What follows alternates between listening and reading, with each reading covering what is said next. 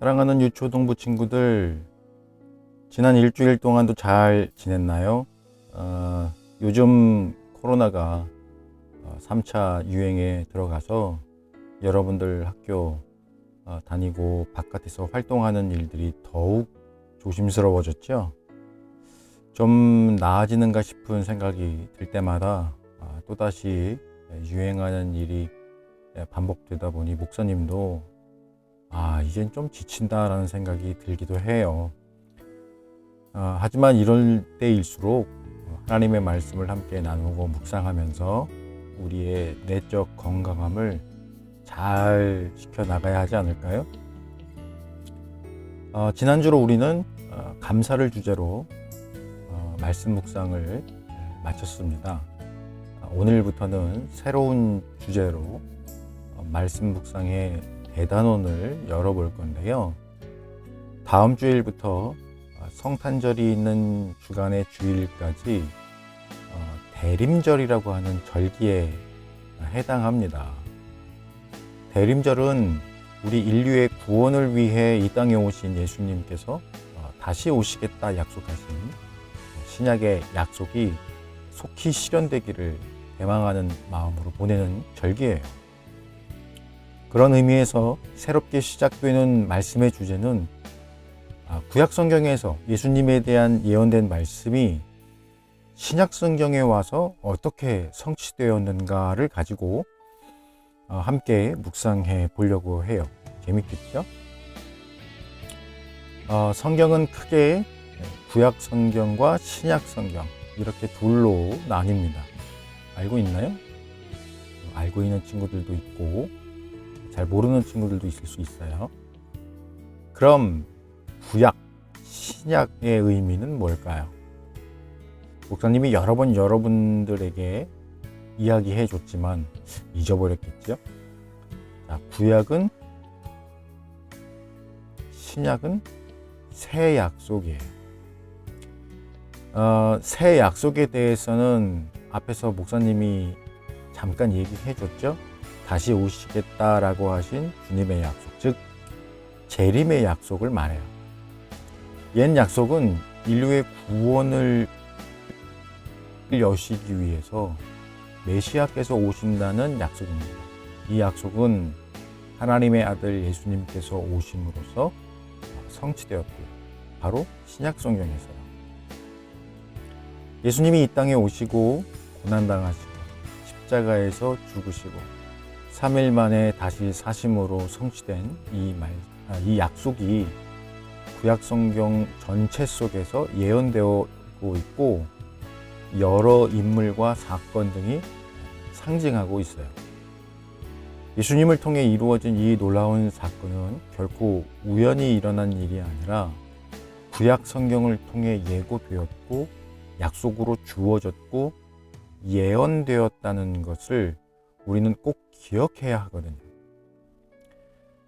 그래서 오늘은 예수님의 탄생이 예언된 말씀을 살펴보도록 할게요.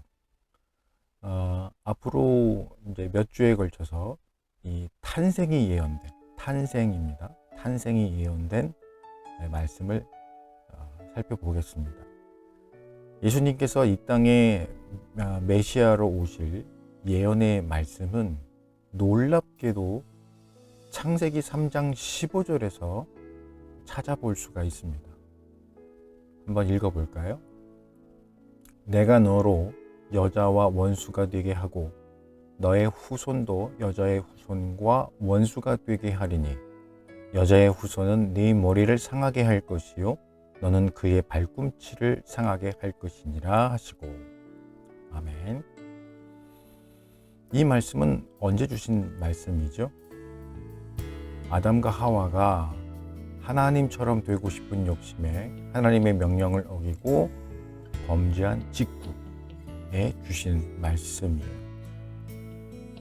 사단이 뱀을 통해서 하와를 유혹하고 범죄하게 함으로써 원래 하나였던, 연합되었던 하나님과 인간의 관계가 깨지고 말았어요. 그리고 에덴 동산에서도 쫓겨나게 되었잖아요. 이런 원인을 제공한 게 사단이었으니 당연히 인간과 사단은 원수 관계가 될 수밖에 없겠죠. 근데 우리들의 모습이 때때로 하나님보다는 사단과 더 가까워 보이는 게 함정이긴 해요. 그리고 그 다음에 나오는 말씀이 오늘 우리가 나누는 주제에서는 매우 중요한 말씀인데요. 너의 후손도, 즉 사단에게 속한 권세와 여자의 후손이 원수가 될 것이라는 것. 이 말이 얼핏 보면 사단의 무리와 사람의 후손이 원수가 될 것이라는 뜻으로 볼 수도 있을 거예요. 하지만 여자의 후손에서 후손이라는 말이 복수명사이면 그럴 가능성이 높겠지만 단수명사로 쓰인 것으로 봐서 특정한 어느 한 사람만을 언급하고 있음을 알 수 있는 거죠. 여러분에게는 좀 어려운 말일 수도 있는데 우리말은 언어나 글자 자체가 단수, 복수의 개념이 좀 약하지만 다른 나라의 많은 언어들은 한 명을 가리킬 때는 꼭 단수 명사로 받아야 하고 2명 이상을 가리킬 때는 복수 명사로 받아야 하거든요. 그럼 후손들이 아니라 단수인 후손, 그 특정한 단 한 명의 후손은 누구를 말할까요? 하나님과 인간의 관계를 망가뜨린 주범, 원수 사단과 싸우실 메시아, 그리스도 예수를 말하는 거예요. 그러니까 예수님께서 누구의 후손으로 오신다? 여자의 후손으로 오신다. 그래서 실제 예수님은 어느 날 갑자기 뿅 하고 나타나시는 게 아니라 여자인 마리아를 통해서 태어나시게 돼요. 여러분, 이거는 성탄절 이야기 나눌 때 많이 들어서 알고 있죠. 그리고 이것을 신약성경 갈라디아서 4장 4절에서는 이렇게 성취되었다라고 꼭 집어서 말씀합니다. 읽을게요. 때가 차매 하나님이 그 아들을 보내사 여자에게서 나게 하시고 율법 아래 나게 하신 것은. 아멘. 그럼 목사님이 예수님께서 여자의 후손으로 오실 것의 예언이 창세기 3장에서 말씀되고 있는 것이 왜 놀랍다고 했을까요? 하나님께서는 아담과 하와가 범죄하자마자 아들이신 예수님을 인간에게 보내셔서 구원의 길을 여시는 놀라운 구원의 계획을 말씀하고 있기 때문입니다. 뒤에 가서 어쩔 수 없이 오랜 시간이 지난 다음에 허둥지둥 그렇게 하신 것이 아니라 아담과 하와가 범죄하자마자 하나님은 이 놀라운 구원의 길, 예수님을 인간에게 보내셔서 구원의 길을 여시겠다라고 하는 계획을 이미 말씀하고 계시다는 거예요. 고린도전서 10장 13절 하반절을 보면 이런 말씀이 있는데요. 시험 당할 즈음에 또한 피할 길을 내사 너희로 능히 감당하게 하신다라고 말씀합니다.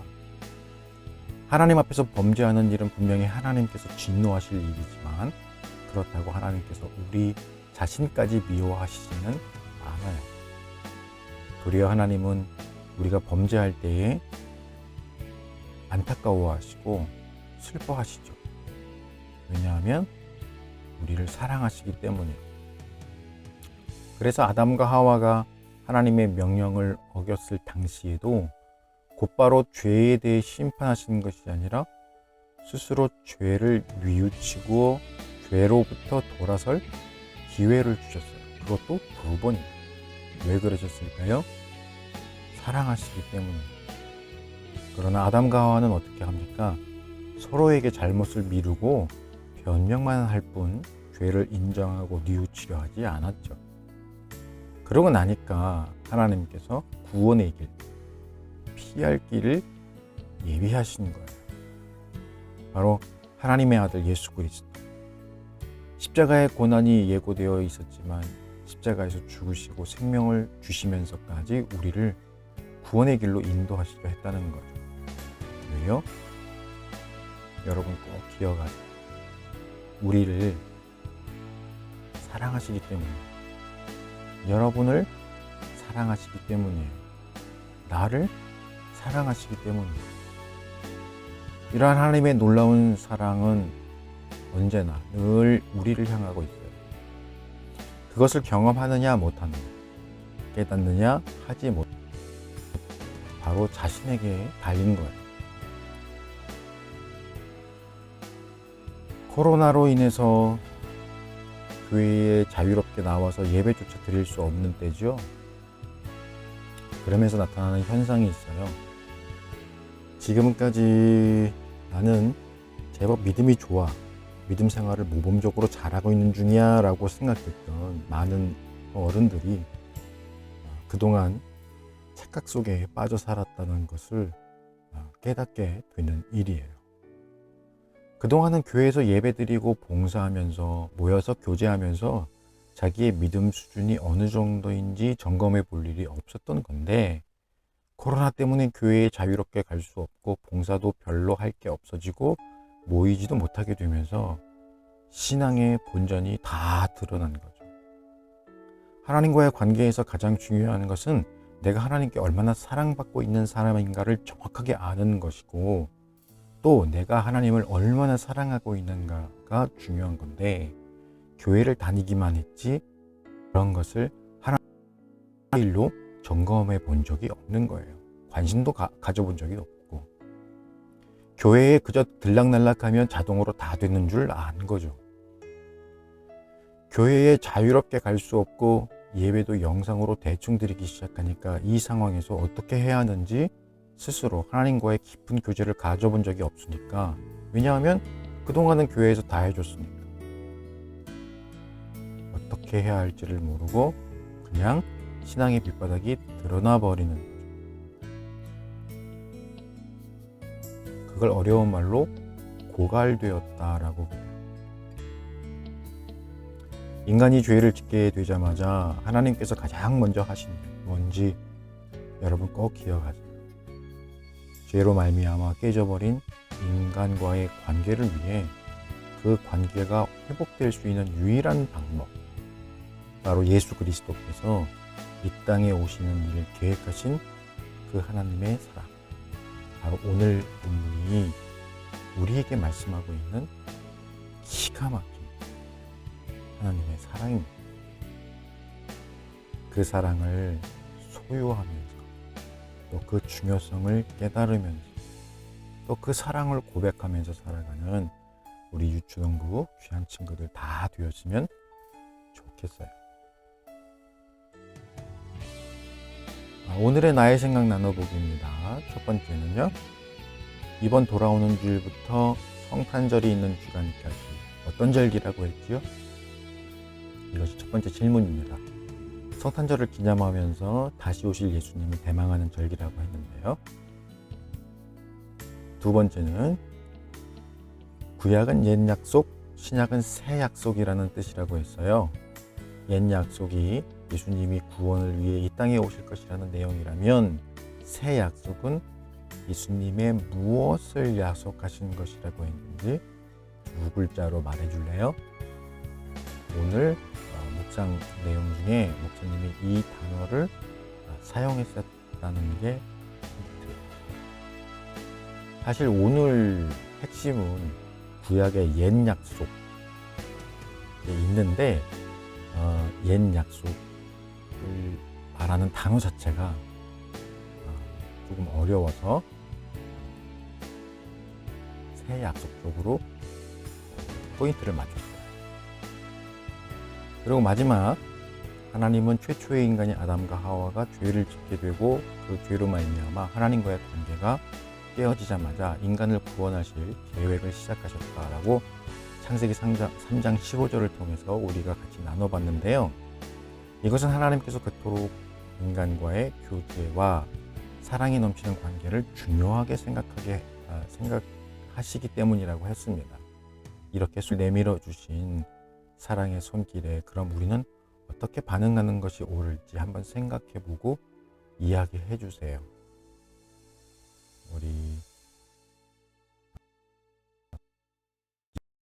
일에 해야 되겠다라고 하는 각오를 조금 이뤄도 상관없습니다.